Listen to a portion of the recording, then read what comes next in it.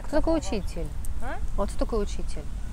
Ну, человек, который вот, ну как, ты ищешь поддержку. Ты понимаешь, что учитель это твой, это импульс, вот это и есть учитель. Да. Это импульс, который дает тебе первый толчок к поиску. Вот это твой учитель, вот это он. Вот мы про это и говорим.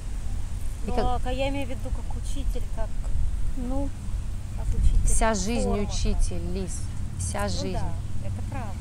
Близкие, родственники, Ну да, все. все окружение, все тебя учит. Просто есть такое как бы представление, что вот я как тело, и возле меня сидит какое-то еще тело, и меня чего-то учит. Но нет такой субстанции, которую можно от кого-то кому-то передать. Нет проводов, по которому что-то куда-то передается. Ты в итоге вскрываешь все это в себе. Ну да, я это вижу, как бы, но все равно хочется чего-то опять личного вот этого. Иногда хочется. Личного что?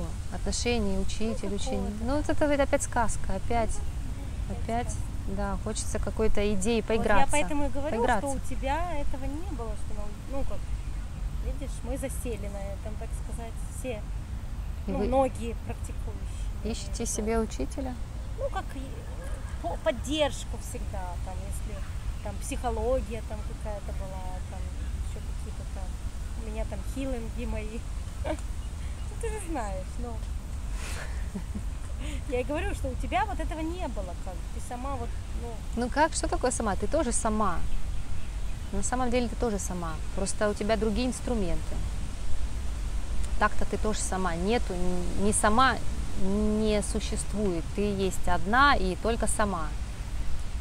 Ты сама. Просто ты тебе как бы, ты себя опять, когда опускаешь внимание в тело, и ты все, вот у тебя мысль «я тело», и тогда у тебя получается, что я не сама, потому что я тело, контактирую с другим телом и еще с кем-то, но по факту ты сама, потому что это внутри происходит.